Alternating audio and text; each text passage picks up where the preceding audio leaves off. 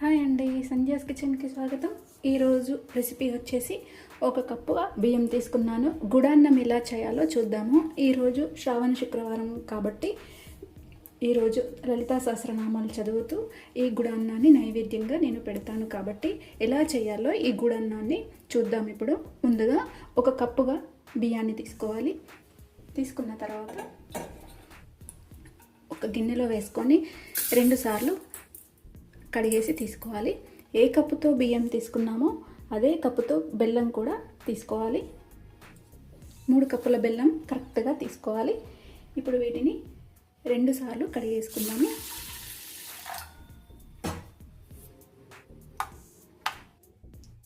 బియ్యాన్ని కడిగి 4 కప్పుల వరకు వాటర్ వేసి ఉడికించుకోవాలి. ఏ కప్పుతో బియ్యం తీసుకున్నామో అదే కప్పుతో 4 కప్పుల వరకు వాటర్ వేసి ఉడికించుకోవాలి.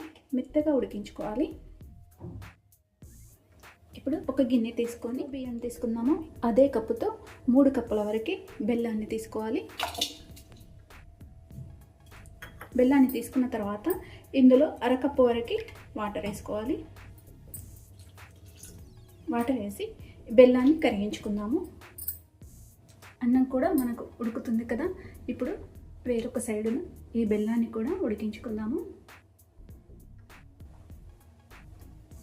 బెల్లం కరుగుతుంది. బెల్లం పాకం రావాల్సిన అవసరం లేదు, ఓన్లీ బెల్లం కరిగితే సరిపోతుంది.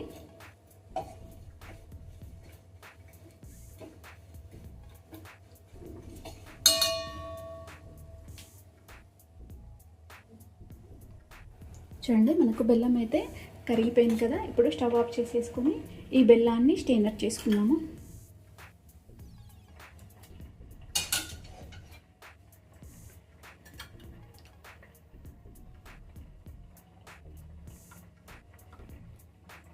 మనకి ఇసుక ఏమైనా ఉంటే నల్లటిది అంతా కూడా మనకు ఈ జాలీలోనే ఉండిపోతుంది.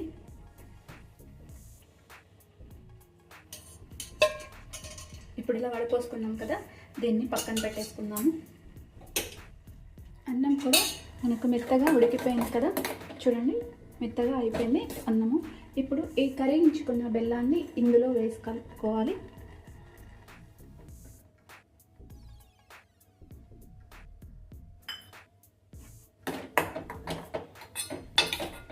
ఇలా వేసి కలిపేసుకోవాలి.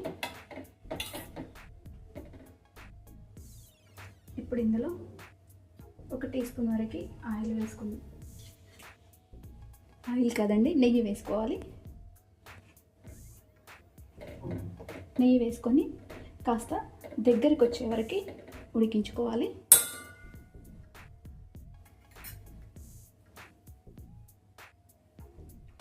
ఇప్పుడు అన్నం కూడా వేరే స్టవ్ మీదకి షిఫ్ట్ చేశాను.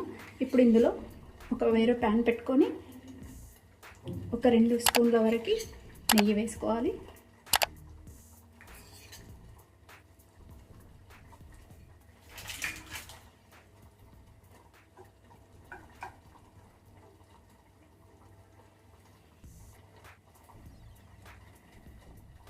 ఇప్పుడు నెయ్యి కూడా కరిగిపోయింది.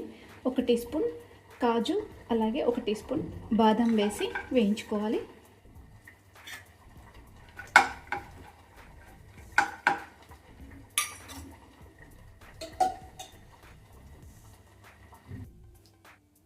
డ్రై ఫ్రూట్స్ కూడా వేగాయి కదా, ఇలా బ్రౌన్ కలర్ వచ్చేసాయి. ఇప్పుడు స్టవ్ ఆఫ్ చేసేసుకుందాము. ఉడుకుతున్న అన్నంలో మనం వేయించుకున్న ఈ డ్రై ఫ్రూట్స్ అన్నీ కూడా వేసుకుందాము.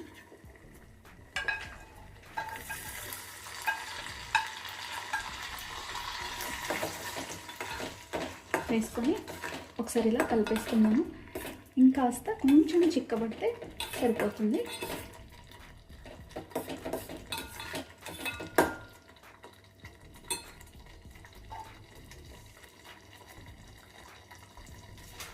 ఇందులో ఇంకా 1/2 స్పూన్ వరకు నెయ్యి వేసుకొని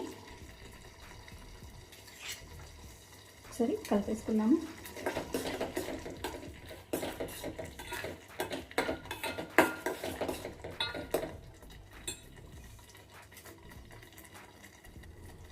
ఇందులో 1/2 స్పూన్ వరకు ఇలాచి పొడి, ఇలా పచ్చకర్పూరం తీసుకొని వేసుకోవాలి. మనకి దేవునికి నైవేద్యంగా పెడుతున్నాం కాబట్టి పచ్చకర్పూరం వేస్తే చాలా టేస్టీగా, స్మెల్ కూడా చాలా బాగా వస్తుంది. ఇదంతా ఒకసారి కలిపేసుకోవాలి.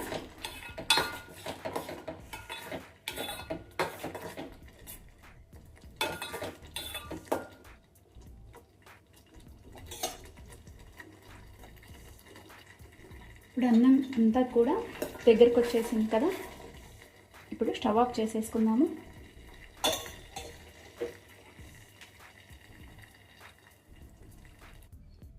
ఇంతే అండి, మన గుడ అన్నం రెడీ అయిపోయింది. ఇప్పుడు చివరగా ఇంకొక టీ స్పూన్ వరకు నెయ్యి వేసుకుందాము.